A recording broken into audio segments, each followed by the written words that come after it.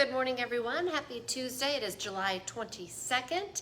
Thanks for joining us for this Facebook Live with your First News team. Of course, we're live on Facebook every weekday morning right around this time, but it stays on your feed throughout the day, so you can watch it whenever it works best for you. And remember, we make it into a podcast. You can find that at inform.com/podcasts. Just look for the Inform Minute.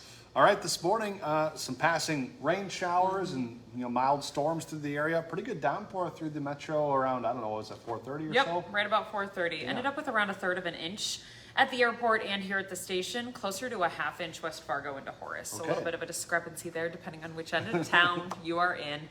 Grand Forks about 1/3 of an inch, Harvey 1.2, Fertile, Minnesota 0.86. So some good downpours out there. This all kind of winding down. Still some scattered rain, maybe a rumble here or there, but that main line of storms, kind of the initial line, is way up to the east and to the northeast now.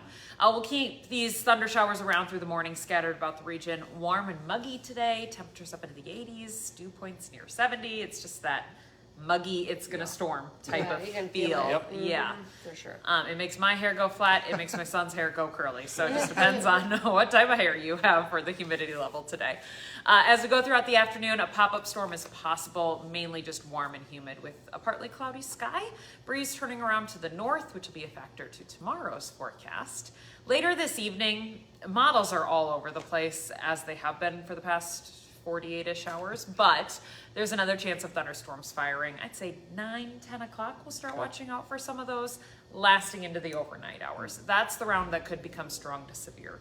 There's a small isolated tornado risk. It's not a great risk, but it is there nonetheless, especially as the storms first develop in their individual cells. That's when they can get a little bit of the spin. Once they cluster together, your tornado risk goes down, but then you're looking at heavy rain, hail, and wind as your primary threats.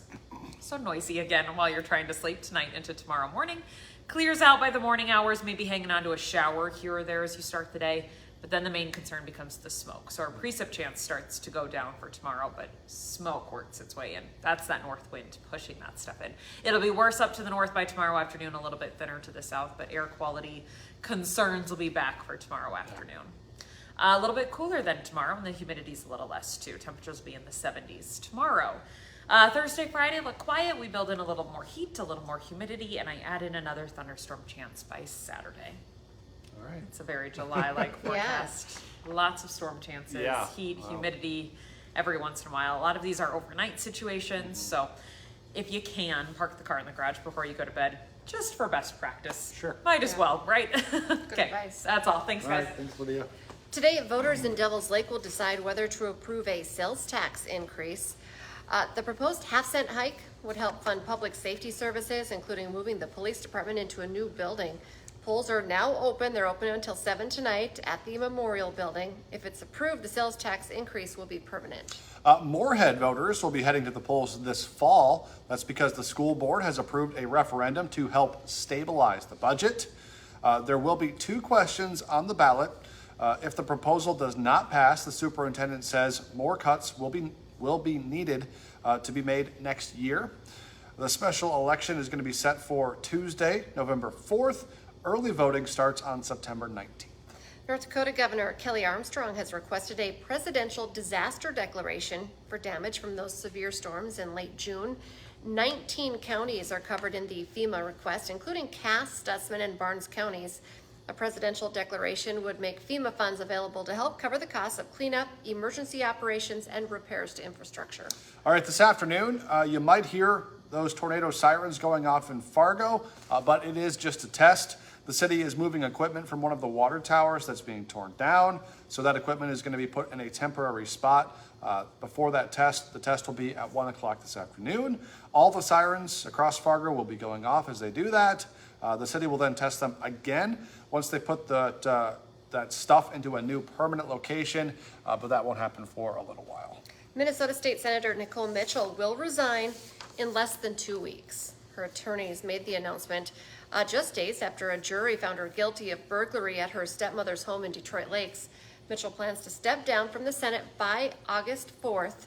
Mitchell has represented District 47 since 2023. A date for her sentencing has not yet been set. A bench warrant has been issued for one of the men involved in a bomb scare on I-29.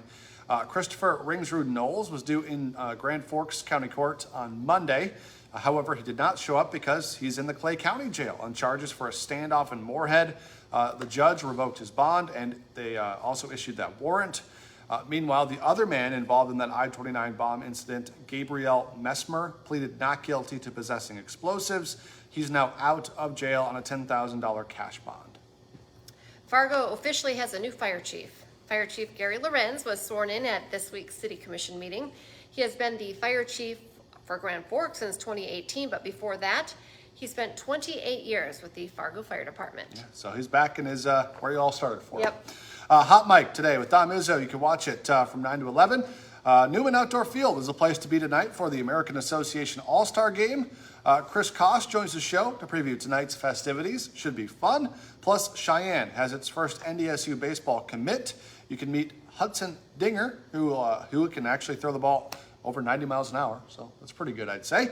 Hot Mic is live from 9 to 11 on WDAY Extra and on Inforum.com. Remember, now's a great time to get your Inforum.com subscription. It's your all-access pass to all these news, weather, and sports headlines.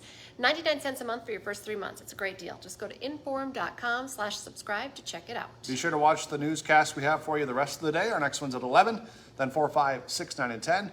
And First News is back tomorrow morning from 5 to 7. Have a great day, everyone.